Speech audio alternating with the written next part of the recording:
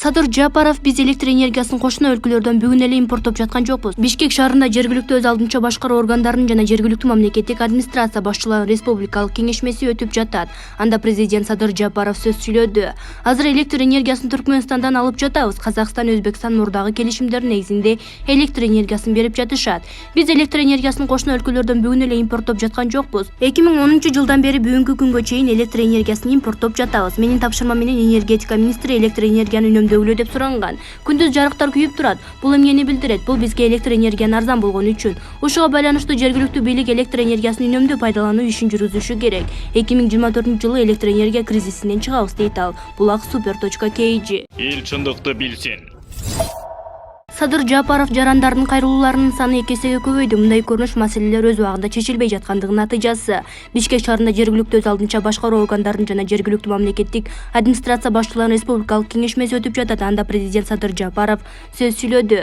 Бүгүнкү күндө экономикалык жактан татаал шартта экенибиз баарыбызга маалым. Иштер жүрүп жатат. Мындай учурда бардык бийлик органдарынын иш-аракеттерин координациялоо, мамлекеттик башкаруу системасын жакшыртуу маселеси биринчи планда болушу керек. Азыркы учурда ойлонуп отурганга убакыт жок. Мамлекеттик башкарууну бир жолго салмайынча экономикалык же социалдык тармакта болобу, айтор кайсы тармак болбосун элдин купулуна жетүү мүмкүн эмес. Азыркы учурда ар тармактарда сунушталып жаткан реформанын жыйынтыктары калкка толугу менен жетпей жатат. Калктын көйгөйлөрү чечилбей жатат. Жарандардын кайрылууларынын саны 2 эсеге көбөйдү. Мындай көрүнүш маселелер өз убагында чечилбей жаткандын натыйжасы дейт ал. Булак super.kg. Эл чындыкты билсин. Электр кубаты 1-ноябрдан кийин такыр өчүрүлбөйт. Оңдоо иштери бүткөнүнө байланыштуу 1-ноябрдан тарта пландык өчүрүүлөр болбойт. Бул туурасында энергетика министри Доскул Бекмурзаев кече күнү парламентте билдирди. Депутаттар көпчүлүк аймактарда электр энергиясынын атайылап өчүрүлүп жатканын айтып, себебин сурады. Бекмурзаев атайылап өчүрүү болгонун, анда иштерине байланыштуу гана үзгүлтүккө учурап жатканын айтты. Былтыркы пандемияга байланыштуу 2 жылдык пландык оңдоо иштерин быйыл 1 жылдын ичинде жасап жатабыз. Октябрдын аягына чейин ал жумуштардын баарын бүтүрөбүз. 1-ноябрдан баштап пландык оңдоо иштерине байланыштуу электр кубаты өчүрүлбөйт. Ошого үлгүргөнгө аракет кылып балдарыбыз күнү-түн иштеп жатат, деди Бекмурзаев. Булак Назар News KG. Эл чындыкты билсин. Садыр Жапаров: жетекчи мамлекеттик кызматты байлык топтоо колдонсо биздин арабызда орун жок. Эгерде жетекчи мамлекеттик же муниципалдык кызматты материалдык байлыктын булагы катары эсептесе, анда ага биздин арабызда орун жок. Бул тууралуу президент Садыр Жапаров Бишкекте өтүп жаткан иш-чарада билдирди. Мисал катары ал кече чек ара кызматынын бир катар жетекчилерин кармалышы тууралуу белгилүү болгонун айтты. Генералдык штабтын башчысы бир нече кызматкерлер коррупциялык схема түзүп, чек арадан өтүп жаткан адамдарды акча чогултушкан. Экинчи мисал, райым берүү боюнча комиссиянын жоопту катчысы пара алып жаткан учурда кармалды. Бул ким экендигине карабай коррупция менен күрөшүүнүн мисалы, деди ал. Булак Аргумент KG. Эл чындыкты билсин. Дары-дармек коррупциясына каршы күрөшкөн Ташиевке ак бата. Өзгөчө былтыркы быйылкы пандемия апатында элибиз дары-дармектердин азабын кыйла тартышты. Кымбатчылык баштан ашып, бул жааттан бизнес кылгандар мамлекеттик мекемелер менен биригип алышып, кыйла жыргашып, байып жатып калышкан. Карапайым калктын муң-зары кантип уктатсын? Жакында УКМК төрагасы Камчыбек Ташиев дару ташуу сатуудагы компаниялардын коррупциялык былыктарын ачыктап, чекесинен кармай баштаганын жар салган. Фарм мафиясына кол кабыш кылган жогорку жетекчилер уюшкан афералык топтордун тамыры тереңге батканы белгилүү. Андыктан Камчыбек Ташиев бул багыттагы ишин илгертип, дары-дармек бизнесине байланышкан коррупциянын тамырын биротоло кыркып салууга күчү келсе, кадыры көтөрүлөт. Калың катмардын өзгөчө кары картаңдардын ак батасын алары да шексиз. Булак Азия News KG. Эл чындыкты билсин. Улан Сарбанов табакташтары менен $470,000 абеткенбе? Аз күн мурун финансы рыногун жөнгө салуу жана көзөмөлдөө мамлекеттик кызматтын жетекчилигине Улан Сарбанов дайындалды. Эрсизден эски күндөрдү эстейсиң да, 2005-жылы Аскар Акаевдин бийлиги кулап төңкөрүшүнүн шарапаты менен жаңы мыкчыгерлер келбеди беле? Ошондо Мисир Ашыркулов, Медет Садыркулов жана Улан Сарбановго карата коррупцияга байланыштуу кылмыш иштери козголгону эсибизде. Убагында Баткен окуясына жардам катары жөнөтүлгөн $420,000 дайыны чыкпай, тергөө жүрүшүндө дагы $50,000 кошулганычы. Береги 3 өлкөн чиновник белгилүү себептер менен камалбай калганын камкуулаган. Акырында Бакиевдер менен соодалашып кетишип, элдин ырыскысы кумга сиңген суудай эле жоголгонбу? Ошондо $470,000 Ашыркулов, Садыркулов жана Сарбанов ап эткенби? Албетте, биз олуттуу суроолорду салдык. Коррупция беренеси боюнча канча жыл өтсө да жооп беришери мыйзамда көрсөтүлгөн. Эми кандай болот? Садыркуловдун көзү өтүп кетсе, Ашыркулов менен Сарбанов сайрап беришеби? Бул жагынан андагы башкы прокурор Азимбек Бекназаров үн катабыя? Же жабулуу аяк жабулуу бойдон калабы? Таң каласың, мамлекеттик жогорку кызматка тартып атканда өткөн чагын тыкыр иликтеп, андан соң чечим кабыл алышса эмне? Ушундай биз коомду тазалаган санитарда милдет аткарып атабыз. Анын аркасына тиешелүү жогорку жетекчилик баа берсе керек. Эл да карап турат. Булак Азия News KG. Эл чындыкты билсин. Эч ким сөз кылгысы келбеген бир чындык бар. Ал президент Садыр Жапаровдун татаал жолду тандап алгандыгы.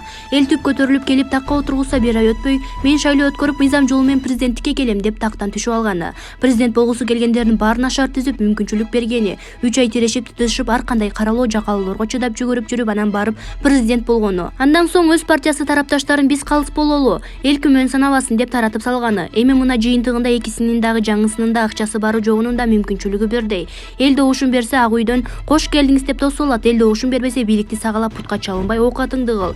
Эбегейсиз бийлик менен шанс колуна тийсе дагы сугалактап жулкунбай баарына тегиз карап берди. Жок дегенде ушул кадамына кол чап азамат деп деле айткан жок абоненттери. А бирок жылдар өтөт. Убакыт сааты келгенде бул кадам ушул чечимдерди аңазаланат айтылат. Жакшылап ойлонуп калыс карап сереп салган адамга президенттин бардык кадамы алдын ала терең ойлонуп анализделген кадамдар. Мурдунун учунан алысты көрө албагандарга гана байкаган жок аны. Бир мамлекеттин мыйзамы өзгөргөн соң ар бир жарлык кабыл алынып, жаңы структура түзүлүп кол коюлчуга ансыз да бир жыл убакыт керектелмек.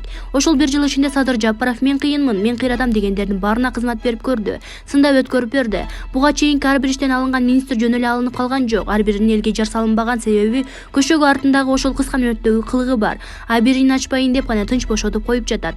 Аппакай болуп турса эле бошотуп койсунчу, эмги чаларын аянт башына кийип алат эле. Сырды жылмайып гана кыңк дей албай кетишти го бар. Демек, ооба, эл билбей эле койгону дурус деген мандемдери бар. Менимче азыркы түзүлгөн структурада жаңы шайлангандардын дагы 4-5 шайлоодон кийин ыргыйт. Албетте, тиги эрге кыйшык отургандар анын барып кийинки бекиге министрлер жана жаңы шайланган келген 7-чакырылыштын депутаттары менен гана президент чыныгы алдын ала пландап алган ишине киришет. Эсиңерде болсо, кайсы бир интервьюсунда Садыр Жапаров айткан эле: "Биз күз айларынын аягы жаңы жылга чейин саясат менен алек болобуз. Мыйзам алмашат, жаңы мыйзамдар кабыл алынат, структура алмашат, шайлоолор өтөт, анан барып жаңы жылдан баштап кайнаган иш башталат" деген эле. Ушундай достор, чындык мына ушундай. Бир жыл бою эргеп алды, ким кандай иштейт, ким калп эле кыйкыра берет. Эми дагы бир 4-5 куру кыйкырыкты жолуна салып алса, шайлоону тынч өткөрүп алса, ал анан көрүп алгыла. Кызыктар алды да. Камчыбек Ташиевди да жанына алып алгандыгы бекерин эмес. Анткени өкмөттү жылып басып, президенттин атын сатып, далай былыктарды былгытып, элге жаман көрсөтүп жойлогондор арбын эле. Жым эле басыла түшкөн чыгар азыр ошолор деп Бактыгүл Иманбек кызы өзүнүн Facebook баракчасына жазды. Эл чындыкты билсин. Азизбек Келдибеков: Мадуро шопурлукка кетсе, Мадумаров кайка барат? Былтыркы шайлоодо Субаналиевди курчак кылып алган Мадумаров быйыл 7-чи ирет бийликти штурмалап шайлоого аттанган. Адахан Мадумаров Акаевдин заманынан бери келе жаткан саясатчы. Бирок жолу гана кайчылаш. Биринчи ирет 2010-жылы октябрда парламенттик шайлоого болгон чабуул ишке ашпай калган. Экинчи ирет 2011-жылы октябрда президенттик шайлоого болгон чабуул 2-чи орун менен аяктаган. Үчүнчү ирет 2015-жылы октябрда парламенттик шайлоодо жыдыган. 4-чү ирет 2017-жылы октябрда президенттик шайлоого болгон чабуул 3-чү орун менен аяктаган. 5-чи ирет 2020-жылы октябрда парламенттик шайлоодо Катанини бурап коюп жеңишке жеткен, бирок парламенттик шайлоого өтпөй калгандардын ак үйдү басып алуусу менен бул парламенттик шайлоонун жыйынтыктары жокко чыгарылган. Катани болсо кол булгалап губернатор болуп контрабанда менен күрөшө баштады. 6-чы ирет 2021-жылдын 10 январында президенттик шайлоого аттанып, бул да эми ийгиликсиз аяктады. Эми кандай болот? Венесуэланын президенти Николас Мадуро бир күнү шаардык автобустун айдоочусу ишине кайтып баруу ниетин билдирди. Мен бир күнү президенттик кызматтан кеткенден кийин автобазарларга башымды бийик көтөрүп, формачан кайтып келип, көчөгө автобус айдап чыгып кызмат өтөм деп үмүттөнөм деген ал транспорт кызматкерлери менен жолугушуу учурунда. Мадуро орто билимди өз курагындагылардан кеч калган. Ал иш таштоону уюштурган үчүн мектептен чыгарылган. Өспүрүм кезинде ал солчул уюмдардын активистине айланган. Кийинчерээк автобус айдоочусу жана Каракас метросунун жумушчулар профсоюзунун мүчөсү болгон. Мадуро 1990-жылдын башында ишке ашпай калган төңкөрүш аракетинен кийин болочок президент жана социалисттик лидер Уго Чавес менен жакын болуп, анын партиясына кошулуп, 1998-жылы республиканын конгрессине шайланган.